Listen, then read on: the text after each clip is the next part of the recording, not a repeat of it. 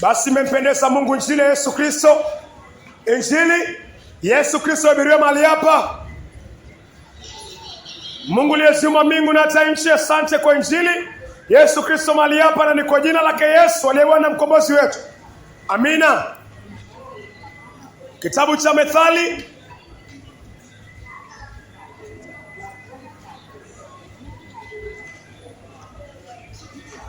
Methali 13 Methali 13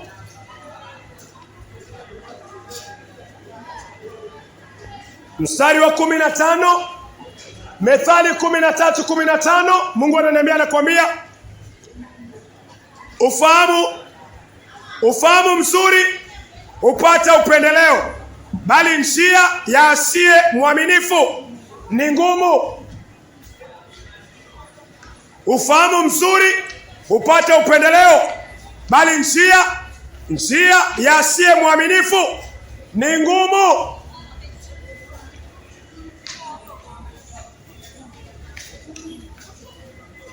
Biblia nyingine inaeleza, acha tusome tafsiri nyingine. Mungu anasema njia ya mtu ambaye si mwaminifu, njia ya mtu muovu ni ngumu. Njia ya mtu muovu ni ngumu.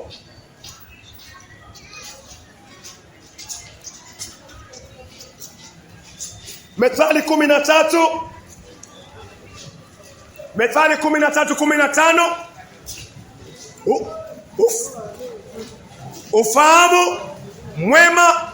Ufahamu mwema uleta upendeleo, bali njia ya haina uparaza.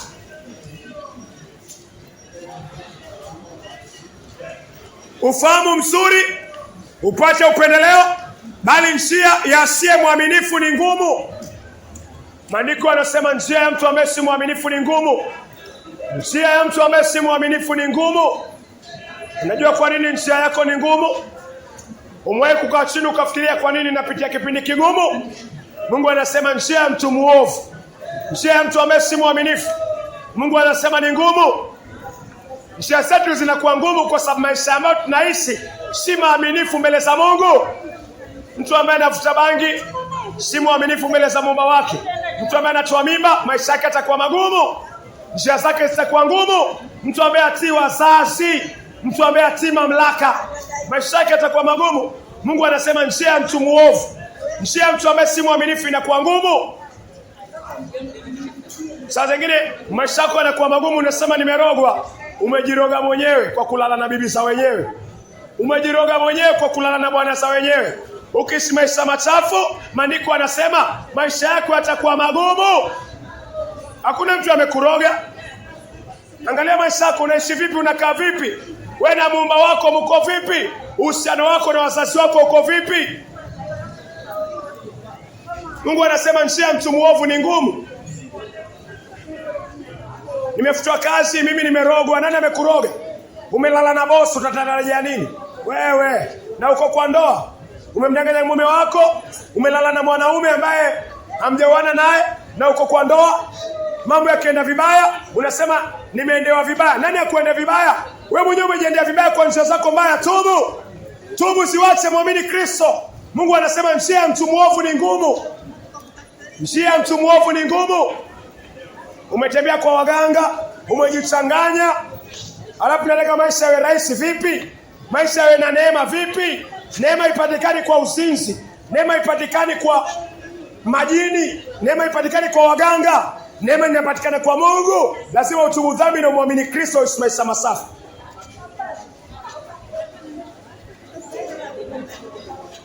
Ukisoma kitabu cha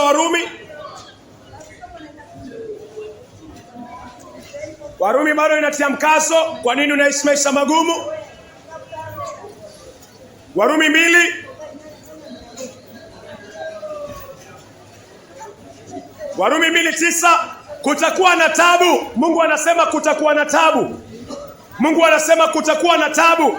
Warumi 2:9. Kutakuwa na tabu na dhiki kwa kila mmoja atendaye maovu.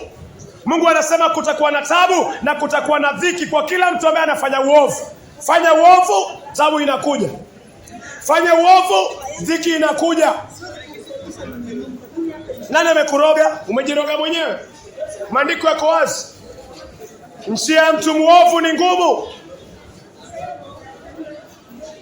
Warumi pia inaleta wazi. Warumi 2 mstari wake ni wa 9. Kutakuwa na tabu na dhiki kwa kila mmoja atendaye maovu, Myahudi kwanza na mtu wa mataifa pia. Kwa nini maisha yetu ni magumu? Kwa nini maisha yako ni magumu? Kwa nini maisha yako yamejaa dhiki? Mungu anasema kwa maandiko, kutakuwa na tabu na dhiki kwa mtu ambaye anatenda uovu. Angalia maisha ya mlevi. Angalia maisha ya mlevi. Walevi hawaingii paradiso. Mungu hapendezwi na ulevi. Ulevi ni haramu. Chochote ambacho unatumia kinakupatia stimu ni ulevi mbele za Mungu. Mungu anasema mtu yoyote ambaye anaishi maisha maovu, juu yake kutakuwa na dhiki na kutakuwa na shida. Angalia maisha ya mlevi. Angalia maisha ya mtu ambaye analala na bibi za wenyewe. Angalia maisha yake yako vipi? Angalia maisha ya nchi ambao inakubali ushoga. Nchi inaharibika. Kwa nini? Mungu hapendi uchafu. Kila mtu anajua hiyo.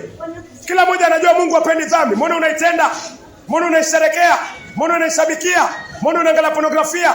Alafu nataka peponi pepo haistiri waovu. Paradiso haistiri muovu. Malaika atasimama atetee nafsi ya uovu, ataitupa kwa ibilisi. Ulipokuwa duniani ulimpenda nani? Mungu ama ibilisi? Angalia maisha yako. Wapenda mgoka, ukiswali basi elekea wewe. Wapenda mgoka. Kuna mwingine anakula mgoka. Kama unakula mgoka na unaswali, basi kibla yako iko Meru. Usielekee kule ambao unaelekea. Hawezi kujichanganya alafu tarajia uingie paradiso ya nani? Kama unakula mgoka na unaswali, kibla yako iko Meru. Ukiswali elekea Meru. Mtume akula mgoka, wewe unakula mgoka, unamfuata Musa. Mtume gani unamfuata? Wewe unakula miraa. Kibla yako iko Meru. Ukiswali angalia Meru. Wacha kuchezea wewe nani? Unajichezea mwenyewe. Unajichezea mwenyewe na unajidanganya mwenyewe. Mungu hawezi mdanganya, Mungu anakuangalia. Waingia kanisani waishi maisha machafu, nenda baa. Kwa nini uende kanisani na bado unataka maisha machafu? Kanisa ni hospitali ya kutibu ugonjwa unaitwa dhambi. Ukiwa na dhambi ukiingia kanisani kwa uwezo wa Mungu, Mungu atakusaidia. Atakupa toba, utafundishwa, utaondoka kwa dhambi. Lakini uko kanisani miaka 5 6, bado unaangalia pornografia, bado unalala na bibi za wenyewe, ondoka kanisani. Wewe ndio unachafua kanisa. Wafanya nini kanisani? Kuna watu wachafu, sawa. Waje kanisani wabadilishe. Mlevi aje kanisani, mshirati aje kanisani, lakini kubaki kanisani miaka 5 na unaishi maisha machafu, hiyo ni dhiaka. Mungu anataka toba. Geuka kwa njia ambayo achana nayo. Weka imani kwa Yesu Kristo. Weka imani kwa Yesu Kristo. Usisimame kama show.